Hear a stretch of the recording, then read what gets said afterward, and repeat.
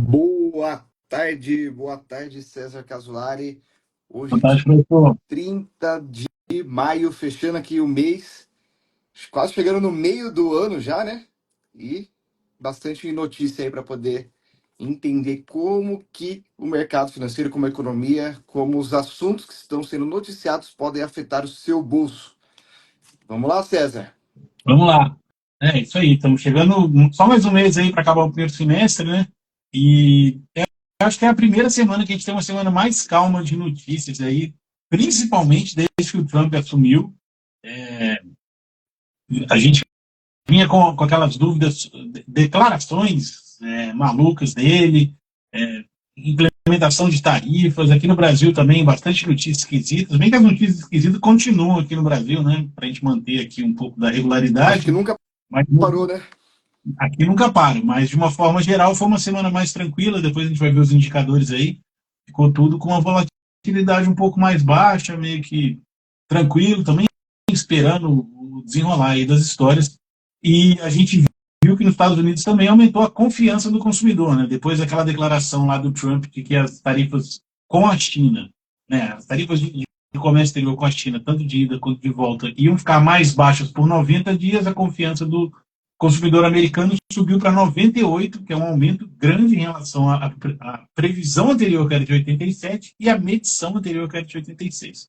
Então era de 86, o mercado previa que ia subir para 87, mas subiu para 98.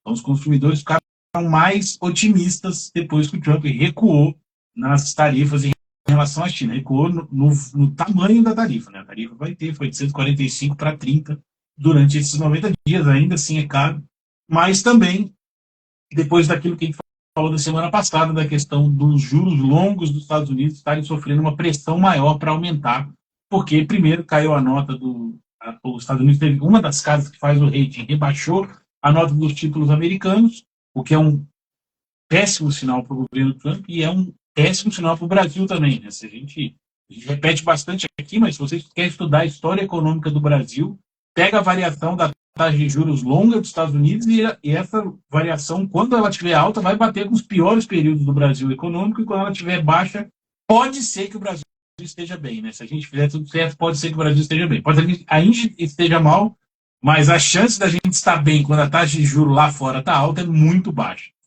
E é isso que tem. Essa semana ficaram as notícias mais ou menos girando em torno dessas perspectivas.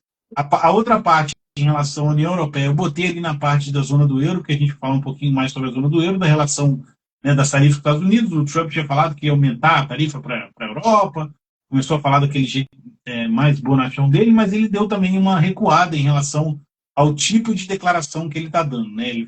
Depois ali dos 100 dias dele, ele voltou a ser não, ele começou a ser um presidente mais normal, né? Menos Trump e mais normal. É, agora ele parece que direcionou ali as negociações da China para os especialistas, para diplomata, para não sei o quê, e eles estão ali se resolvendo para ver o que vão fazer, né? Os analistas técnicos ali dos dois países estão debatendo para saber como que vai ser os próximos passos.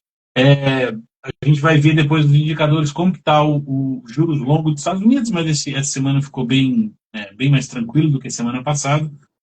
E apesar do rendimento dos títulos americanos continuarem num patamar muito elevado, o que acaba sugando a liquidez do mundo. Né? Os investidores olham para essa taxa de juros mais alta, percebem que apesar do rebaixamento do rate, ainda é um país que maior produção do mundo, maior PIB, para onde todos os cérebros vão, e a gente vai falar bastante disso na parte de China, e aí continua comprando o título americano agora por um yield mais alto, né? Retorno sobre o risco mais alto do que era há 6 meses atrás, por exemplo. Lá deu uma tranquilizada nas notícias, mas sempre tem alguma coisa ali que vai mostrando, vai dando alguma direção, pelo menos preparando o caminho para a próxima semana, né? Então, essa semana a gente viu que foi um pouco mais tranquilo. A gente viu também ali que teve, né, saindo um pouquinho dos Estados Unidos, já começando a migrar para a China, a gente viu ali que, ah, isso eu nunca tinha visto, tá? Harvard tinha proibido a entrada de alunos, né, do estrangeiro, e Isso, né, foi dramático. O mundo inteiro estava acompanhando isso, né? E várias universidades globais começaram a abrir portas para os alunos que iriam para Harvard. E minimamente ele queimou um pouco o filme ali dessa questão de autoritarismo. Ele falou assim, ó, passou dos limites ali, né? Então está atrasando, inclusive, para os Estados Unidos, por uma questão de política, né? De geopolítica. E a gente viu que a guerra ali, ela tem trazido, a guerra entre Estados Unidos e China, né? Talvez uma nova Guerra Fria ali, tem trazido alguns prejuízos aí até para a imagem do presidente americano, né? O Trump, nessa questão, ele briga muito com Harvard, porque lá, para ele, é de onde saem as grandes teorias, né, globalistas ou de esquerda, sei lá como é que ele classifica, que ele, teoricamente, foi eleito para combater, né, dos centros acadêmicos que saem essas teorias. E ele aproveita, assim, muito o momento, né, ele é bom nisso, assim, um político populista, ele é bom de fazer isso, e ele acabou criticando, porque teve algumas marchas a favor da Palestina lá, dos estudantes de Harvard, e ele disse que não poderia ter esse tipo de manifestação antissemita nos Estados Unidos, porque era uma afronta, enfim, e disse que ia começar a rever os vistos de estudante de Harvard. A China reagiu imediatamente. Primeiro porque são 3 ou 4 mil estudantes estrangeiros que tem, desses aí quase 2 mil são chineses.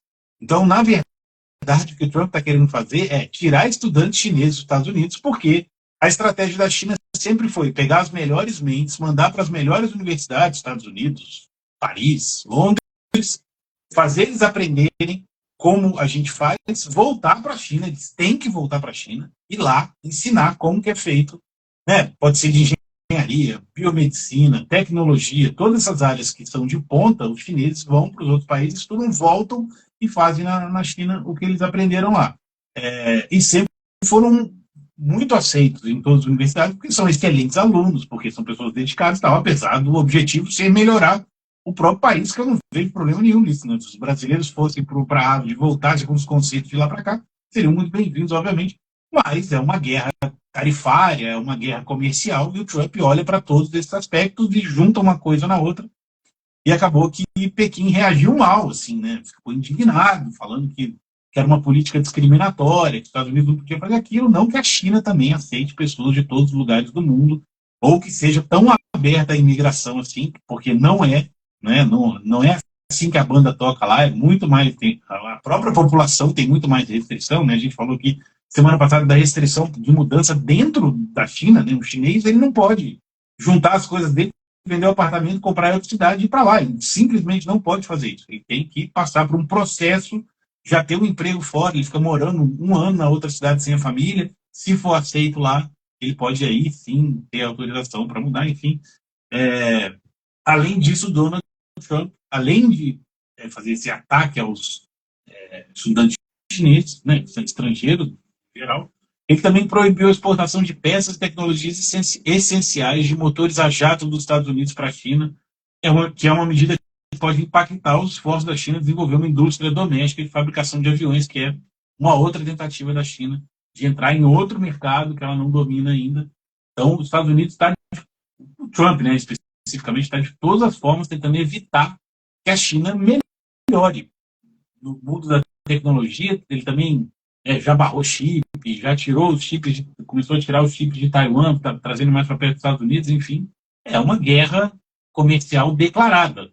Dentro dessa guerra comercial tem a questão tarifária, tem a questão dos produtos estratégicos, tem a questão dos estudantes chineses. Então, tudo isso diz respeito ao mesmo enfrentamento do Trump à China.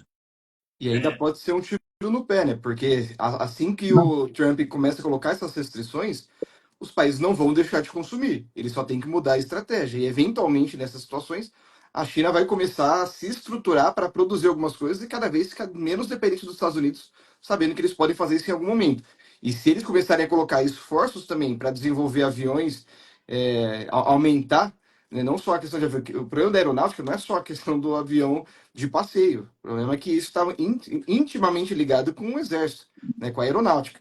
Então, se começar a caminhar para esse lado, eventualmente os Estados Unidos podem estimular a China a se desenvolver ainda mais Assim como ele fez com ele mesmo durante as guerras, durante a Segunda Guerra, enfim. É, pode Eu, ser que seja um tiro do pé. eu acho que a ideia é fazer como se fosse um dumping comercial com a China. Da mesma forma que a China costumava fazer, né? Vendia produtos com preço abaixo do custo que a gente conseguia produzir, aí quebrava os concorrentes, depois entrava com o produto no preço anterior mais alto, mas ela produzindo muito mais baixo. O, parece que o Trump quer fazer isso com a China. O Trump tem mais, os Estados Unidos têm mais fôlego para ter PIB ruim por mais anos. A China não tem tanto fôlego assim, né? Ele tem uma população muito maior, população bem menos rica do que os Estados Unidos, tem menos entrada de capital, menos entrada de imigrantes, é uma economia mais fechada, enfim, ela consegue segurar menos tempo um PIB ruim. E Então, começou a entrar em decréscimo populacional, né? vai entrar em decréscimo populacional. Então, está tudo contra a China e meio que a favor dos Estados Unidos. Então, né, nessa questão. Então, pode ser que seja um dumping comercial geral para o Trump colocar a China contra a parede e forçar o chinês a negociar nas condições que o Trump quer, que é sempre o objetivo dele. E, por último, ali, o Scott Bessent, que é o secretário de Tesouro dos Estados Unidos, grande aliado, braço direito do Trump, está dizendo que as negociações comerciais tarifárias com a China estão um pouco estagnadas e talvez o Donald Trump e o Xi Jinping tenham que intervir ali novamente, porque pode ser que está tão estagnado que pode ser que em 90 dias eles não resolvam isso e aí volta aquelas tarifas altas e não é isso que ninguém quer. Então, essas são, no giro de China, é praticamente Estados Unidos, mas em relação à China. Da mesma forma, vamos falar sobre a zona do euro. Então, o presidente dos Estados Unidos, mais uma vez aí, Donald Trump, ele disse nesse domingo, dia 25, que vai estender o prazo para a imposição de uma tarifa de 50% contra a União Europeia até 9 de julho. Né? Pois é outra. Ele disse que ia implementar uma tarifa de 50%, a União Europeia reagiu, todo mundo importante lá reagiu, ele falou, então, bom, tá bom, então eu vou segurar isso até 9 de julho, que é a mesma coisa. Agora todo mundo vai ficar negociando com os negociadores americanos para ver qual tarifa que vai ser no dia 9 de julho, daqui a um mês e pouquinho. A confiança lá na União Europeia em suas instituições também aumentou para o nível mais alto em quase 2 décadas. A gente não está falando de economia, não está falando de confiança do consumidor, está falando de confiança na União Europeia, na união entre os países, né? Geopolítica é a maior em 2 décadas. Começou a aumentar muito depois que o presidente Donald Trump começou a brigar e colocar tarifa e fez pressão política externa lá na Europa. A Comissão Europeia mostrou que 52% dos europeus confiam na União Europeia, que é o número mais alto desde 2007, com os jovens entre 15 e 24 anos expressando a maior confiança com 59%. Ou seja, o Trump está conseguindo uma coisa que os europeus não estavam conseguindo sozinhos, que era unir eles mesmos e gostar da União Europeia de novo. Né? Foi um passo gigante que a Europa tentou ali no começo dos anos 90. Já teve períodos bons, já teve períodos ruins, agora com o Brexit e depois com algumas eleições em alguns países ali de políticos menos alinhados, estava meio patinando, mas essa notícia é boa para a União Europeia, né? Mais gente confiando que a União Europeia pode funcionar daqui para frente. Isso aí. E aqui na Argentina, o governo da Argentina recebeu 146 ofertas de investidores estrangeiros equivalentes a 1,7 bilhão de dólares pelos títulos bond, com vencimentos em 2030. Com subscrição em dólar, ofertados em leilão realizado nesta quarta-feira, dia 28, a operação teve colocação efetiva de 1,15 bilhão, com um cupom de 29,5. 29,5 é uma taxa bem alta, mas está extremamente baixa perto do que tinha chegado recentemente. Né? Essa taxa chegou a ficar quase mais de 100%, Passou se de não me engano. 100%. Vem caindo com o tempo, mas agora 30% ainda, obviamente, é uma taxa muito alta, mas é mais 1 bilhão e 150 milhões de dólares que a Argentina coloca para dentro e melhora ali o nível de reservas que ele tem de moeda estrangeira. Por quê? Porque a Argentina tem ainda para receber mais uma tranche do empréstimo do FMI de 2 bilhões em junho, mas a Argentina não conseguiu cumprir aquela meta de recomposição das reservas cambiais previstas lá atrás, quando assinou com os Estados Unidos, não, quando assinou com o FMI lá atrás, e a gente veio acompanhando aqui esse acordo. Saiu a primeira tranche, foi de 15, eu acho, e agora tem mais uma pequena de 2.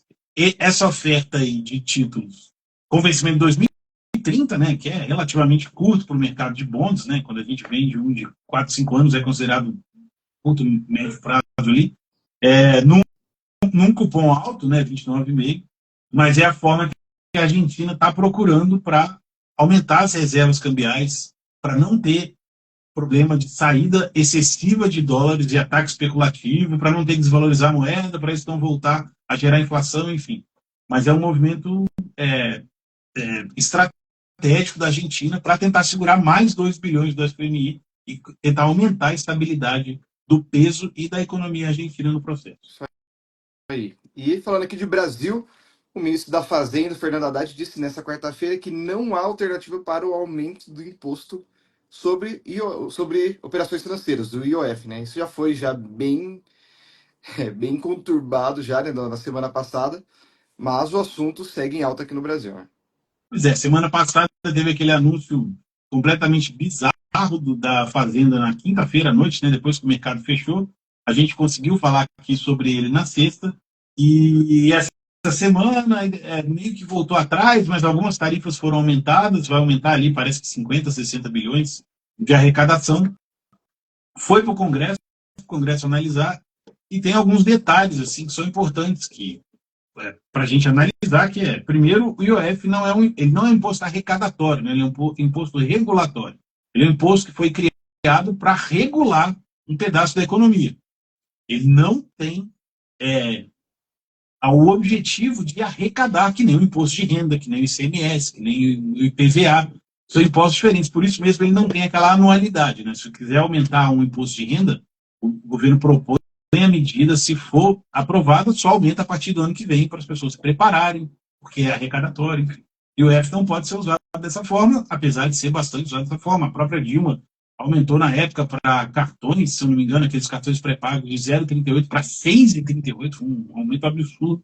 E é mais ou menos isso que está acontecendo. E o Haddad está fazendo esse mini terrorismo aí, falando que se não aumentar o IOF, não tem alternativas. Assim, depois de você aumentar o gasto em 200 bilhões em 2 anos, realmente fica difícil ter alternativa para cobrir esse rombo, já tendo aumentado bastante a arrecadação também, né? Vai chegar uma hora que vai faltar dinheiro, as pessoas não têm tanto dinheiro assim para financiar 38 ministérios, tomado de assessoria, enfim, tem bastante coisa que a gente tem que gastar, mas me parece que falta um pouco de vontade de cortar, né?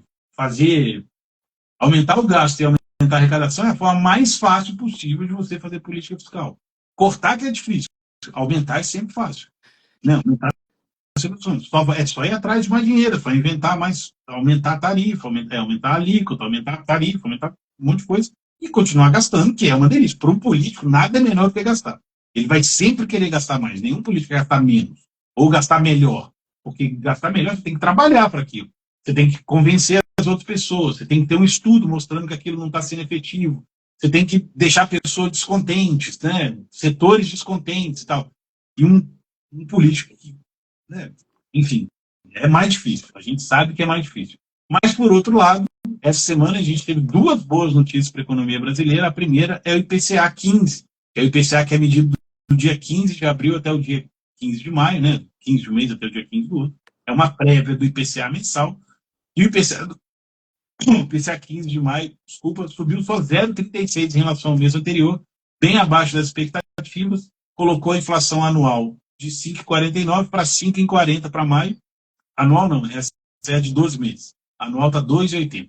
A alimentação, né, que era o setor que mais pressionava o índice, ficou só em 0,39, ainda assim acima da média, mas só em 0,39, antes estava ficando mais de 1%. E o subitem que mais subiu foi saúde e cuidados pessoais, que subiu 0,91. Vai continuar subindo, porque o governo autorizou um aumento de 5% parcelado aí nos remédios, e está sendo implementado aos poucos, então saúde mês passado também subiu bastante. Transportes, que era outro que vinha pressionando também, o índice ficou negativo em menos 0,29. De uma forma geral, então, o índice veio baixo, ainda alto, tá? 0,36 ainda é alto, mas veio mais baixo do que estava vindo, já deu um arrefecimento. Pode ser que já seja os primeiros sinais do aumento de juros lá atrás, que a gente fez lá no começo do ano, no começo do final do ano passado. Demora um pouco, mas já pode ser um primeiro resquício aí desse primeiro resultado desse aumento lá atrás. E a segunda. Oi, pode falar. Ele foi, o IPCA ele caiu, né? Caiu abaixo ali do que era esperado. Só que a próxima notícia aqui é que a taxa de desemprego também caiu. Então, e caiu para abaixo do que também era esperado. Então, era esperado 6,8 aqui na XP, 6,9 pelo mercado, e veio em 6,6 comparado com 7% anterior. E isso volta também a trazer uma sinalização que ele pode pressionar também a inflação daqui a pouco, né? Então, é uma notícia boa por um lado, mas por outro ela traz pressão para a economia, né? Pois é, ela é boa porque a gente sabe que quanto mais pessoas empregadas, melhor, mas ao mesmo tempo, quando você aumenta os juros, você quer que tenha menos desemprego. Você quer que tenha mais desemprego, porque isso pressiona menos a inflação. Como? Se você tem menos desemprego, menos pessoas empregadas, você tem mais desemprego, ou menos emprego, ou seja, mais pessoas empregadas, tem menos pessoas procurando emprego, e se você precisar de alguém, essa pessoa vai pedir um valor maior do que ela pediria antes. Então, isso reflete lá no final no preço maior do seu serviço ou bem. É, é uma relação econômica direta e bem estudada e que podem acreditar que isso É, acontece. Quando o desemprego está baixo, pressiona a inflação. além de que pessoas que têm renda, é bem óbvio que eu vou falar, mas pessoas que têm renda, elas estão mais propícias a gastar. E quanto mais consumo, também maior pressão sobre a inflação. Com certeza. Quem consegue um emprego CLT, né, que tem mais segurança para não ser demitido, tá, obviamente vai gastar mais, né, vai ter mais liberdade para gastar, para poder fazer parcelamento de veículo, apartamento, enfim, várias coisas. Então, por um lado, o IPCA 15 favorece o Banco Central não aumentar, talvez não aumentar mais os juros, mas, por outro lado, a queda da taxa de desemprego meio que anula esse movimento, traz um pouco de preocupação ainda. Né? O que a gente está esperando? Que a situação chegue num nível que o Banco Central não tenha que aumentar mais a taxa de juros na próxima reunião. É isso. A gente está olhando para isso agora no curto prazo, para que isso não prejudique mais, né? Ainda mais quem precisa de crédito no Brasil. O aumento do IOF já pegou todo o setor produtivo de PJ, né? Todo mundo que precisa de crédito, mesmo que seja de capital de giro, alguma coisa assim, já vai pagar mais caro. Já está pagando caro por causa da taxa, agora tem que pagar mais caro por causa do imposto sobre a taxa. Ou sobre o crédito, no caso. Exatamente. Tem uma pressão alta de todos os lados. E vamos E falar olha então. quem não aguentou isso já, né? Desculpa, não entendi. E olha que a gente vai falar agora de quem não aguentou a taxa de juros alta. Exatamente. Uma das que não. Já é um setor histórico já, né? Mas as ações da Azul despencaram após o anúncio nessa quarta-feira de que a companhia entrou com um pedido de proteção sobre o capítulo 11 da Lei de Falências dos Estados Unidos, um mecanismo semelhante à recuperação judicial aqui no Brasil. Então, a gente vê ali que as ações caíram muito e continuam caindo, né? Não é uma coisa que tá. Ela já vem caindo há muito tempo. Então, assim, se a gente for olhar para as ações hoje, ela está caindo 5%. Na semana são 12%, mas quando a gente olha para uma janela de 12 meses, a gente está falando de uma queda de mais de 90%. Então, a Azul vem numa situação extremamente delicada, muito complexa. É um sinal muito comum em empresas de companhia aérea, né? Tem vários gestores, vários investidores evitam esse setor por conta dessas questões. Ele é muito volátil, uma margem muito pequena, depende de muita commodity, depende de muitos fatores. Então, a gente está vendo que isso ele aguenta por um determinado período, mas esse setor já vem levando desaforo há muito tempo, né? Então, já está começando a surgir essas análises ali sobre esse tipo de empresa, não somente a Azul é o caso mais grave ali, mas a gente já vem percebendo isso em vários outros lugares, já vem se falando de uma possível fusão com outras empresas no setor para poder corrigir alguns problemas e buscar um pouco mais de eficiência. A gente sabe que isso não é muito fácil, mas a gente vê que o reflexo na Azul, a Azul segue muito no vermelho, né? Então, desculpa o trocadilho aí, mas as ações da Azul seguem numa situação bem complexa. E quando a gente olha para os indicadores de forma geral, né, a gente viu que o acumulado do mês de maio de 2025 até o dia 28 está ainda com saldo bem positivo. A gente está com mais de 11 bilhões e meio de entrada de dólar de reais, desculpa, aqui na bolsa. né? No ano de 2025 é um saldo positivo de 22 bilhões, ou seja, metade do que está ali veio esse mês, então a gente teve uma recuperação muito forte, apesar de que a gente viu agora, voltou, deu uma leve correção, nesses últimos dias, ontem e hoje principalmente, mas a bolsa tá caindo na semana 03, ela vem subindo 1,73 no mês, e no ano é um salto aí de 14%, mais de 14%. A gente está com um índice agora, né, do Ibovespa em 137.400 pontos, ou seja, é um número bem expressivo, dado que chegou ali, o pessoal estava até perguntando se ia chegar no 100, ia cair abaixo do 100, então era uma preocupação muito grande. A gente viu que recuperou muito bem e seguimos ali ainda com uma boa expectativa para esse tipo de papel. Lá nos Estados Unidos, a gente viu que o S&P 500 segue positivo na contramão aqui do Brasil. Ele está positivo em 0,34 só nessa semana, e no mês já é mais de 4%, ele quase 4,5% de alta. Mas, quando a gente olha para o ano, está praticamente 0 a 0 ali, levemente negativo, né? Acabou, na verdade, esses dados que estavam um pouquinho de alguns meses atrás, ele já acabou até de devolver. Então tá no 0 a 0 agora. No ano é menos 1,77 aí. Então tá tendo uma correção ali nos Estados Unidos, que subiu bem ano passado, né? Mas agora acabou devolvendo bastante. Quando a gente fala dos juros, a gente vê que os juros futuros ele está subindo levemente em 0,8 nessa semana. No ano ainda continua uma queda bem expressiva de menos 11,30, enquanto que lá nos Estados Unidos a gente vê que está caindo. Então na semana caiu 1,87, sendo que no ano é uma queda de 3,34, também em queda, mas uma queda bem mais modesta do que o Brasil, obviamente porque o Brasil subiu a taxa absurdamente, as expectativas ficaram muito ruins. Então tá tendo mais um reajuste ali das expectativas do que de fato uma queda, né? Subiu demais, uma expectativa de até entender o que ia acontecer, e fazendo agora uma correção aqui no Brasil. Já o dólar sobe 1,59 só nessa semana. No ano ainda continua com uma queda de 7,33, mas está voltando ali um pouquinho, enquanto que contra o DXY está praticamente de lado ali, 0,17 na semana, e no ano é uma queda de 8%.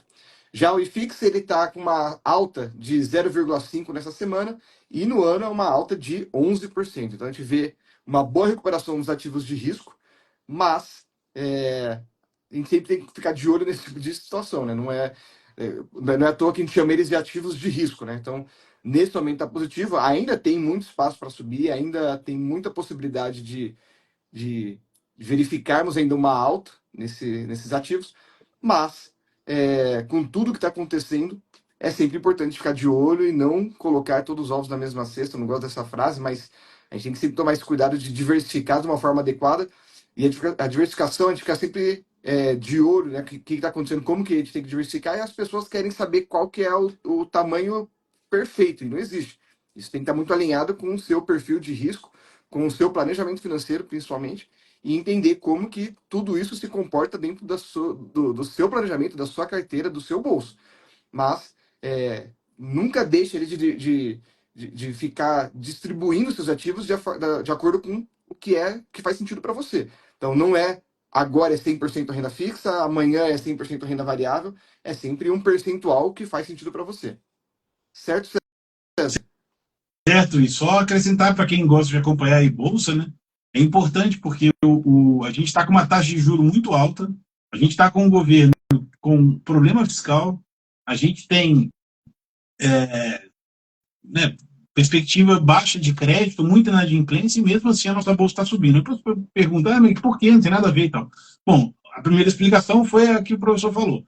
A gente tem 22 bilhões de entrada na bolsa esse ano, 11 só esse mês. Então, o estrangeiro está confiando na bolsa brasileira, ou está sobrando muita grana lá e eles estão vindo para cá. Mas o que isso Os significa? juros Não deles estão caindo, né?